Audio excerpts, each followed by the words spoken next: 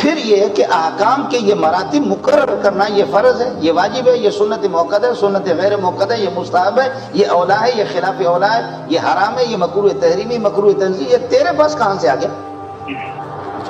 ان چیزوں کا صراحتاً حدیث حرام ہے، مکروہ تنظیمی ہے، فلاں ہے، دھماکہ ہے، تیرے پاس کہاں سے آ گیا؟ سوال یہ ہے کہ یہ جو احکام کے درجات ہیں، حرام، مکروہ، واجب، مستحب وغیرہ، یقیناً یہ علماء کا بنایا ہوا ٹائٹل ہے، ان کا بنایا ہوا ایک درجہ ہے، ان کی مصطلحات ہیں، فقہی اصطلاحات ہیں، اور ان کی حیثیت صرف فقہی اصطلاحات کی ہے، بس ان کی حیثیت شریعت کی نہیں ہے۔ مثال کے طور پر میں آپ کو مثال سمجھاؤں، ایک آدمی 5 وقت کی نماز پڑھتا ہے حدیث کے مطابق، مان لیجیے اس نے 2 رکعت نماز پڑھی، اس نے یاد رکھیے حدیث کے مطابق، تکبیر سے لے کے سلام تک اس نے حدیث کے مطابق پڑھا، رکوع، سجدہ، قیام سب حدیث کے مطابق پڑھا، لیکن اسے نہیں معلوم کہ اس میں مستحب کیا ہے، اس میں مباحات کیا ہے، نماز کی مبطلات کیا ہیں، یہ ساری چیزیں اس کو نہیں، ڈیٹیل نہیں معلوم اس کو، لیکن اس نے پوری نماز حدیث کے مطابق پڑھی ہے اور ایمان کے ساتھ پڑھی، ان حدیثوں پر ایمان لاتی ہوئی، اللہ کے نبی صلی اللہ علیہ وسلم کی حدیث صلو کما رأیتمونی اصلی، اس پر عمل کرتی تھی، اس نے صرف یہ دیکھا کہ نبی سے ثابت ہم ایسا کریں گے، لیکن اس ثبوت پر فقہی اصطلاح کیا بنے اسے کچھ نہیں پتا۔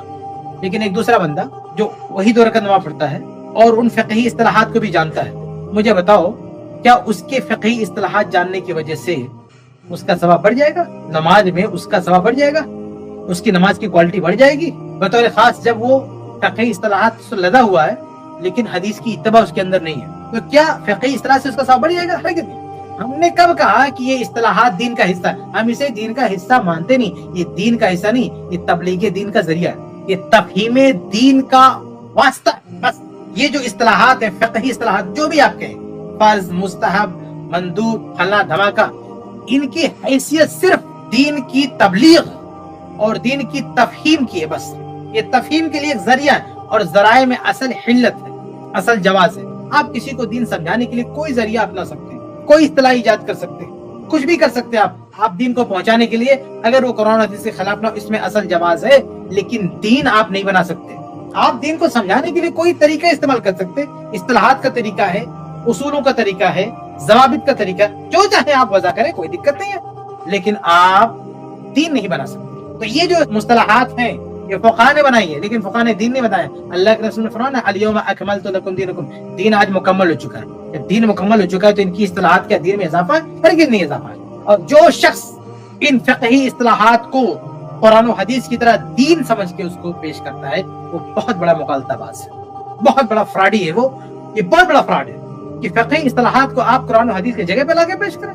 جب بہت ساری مصطلحات جو بعد میں وجود میں آئی وہ صحابہ کے دور میں نہیں تھی، تو کیا صحابہ نماز نہیں پڑھتے تھے؟ ان کی نماز نہیں تھی، ان کا روزہ نہیں تھا، ان کے سامنے وہ فقہی اصطلاحات نہیں تھی۔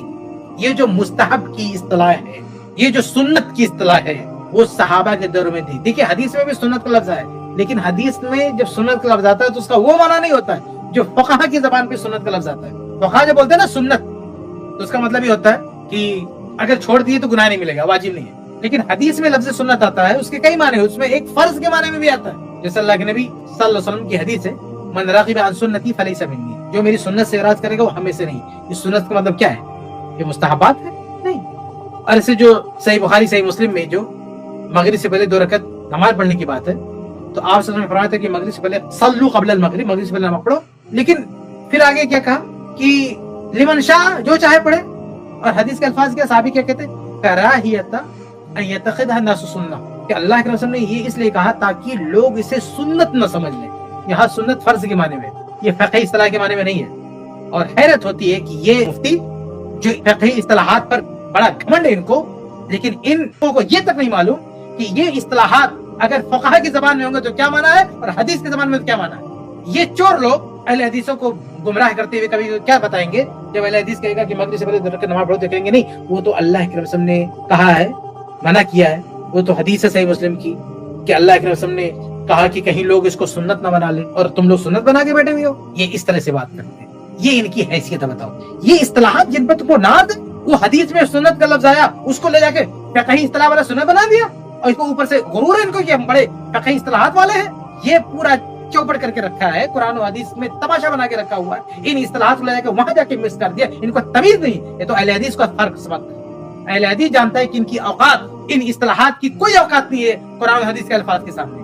نبی کی زبان پر جو سنت ہے وہ الگ ہے اور فقہا کی زبان پر جو سنت ہے وہ الگ ہے. دونوں میں زمین آسمان کا فرق. تو جو حد ہے نا ان اصطلاحات کی ان کو اپنی حد میں رکھو. قرآن و حدیث میں ان کو گھسڑنے کی کوشش مت کرو. قرآن و حدیث میں ان کو داخل کرنے کی کوشش مت کرو. اپنی دکان پہ رکھو. اپنی دکان سجا رہے ہو نا ان اصطلاحات سے, وہیں تک رکھو. قرآن و حدیث کو ضرورت نہیں ہے. ان اصطلاحات کے بغیر بھی قرآن و حدیث تھے پہلے اور آئندہ بھی رہیں گے. امام مالک رحمہ اللہ کے سامنے کوئی ایسے ان اصطلاحات کو بہت اہمیت دے رہا, انہوں نے کہا تو بدعتی ہے. تو یہ ان اصطلاحات کو اس طرح سے آپ اہمیت دیں گے اور یہ کہیں گے کہ بس یہ نہ ہوتا یہی اصل دین ہے. نہیں, یہ اصل دین نہیں ہے. اصل دین قرآن ہے, حدیث ہے, صحابہ کرام کا طریقہ ہے.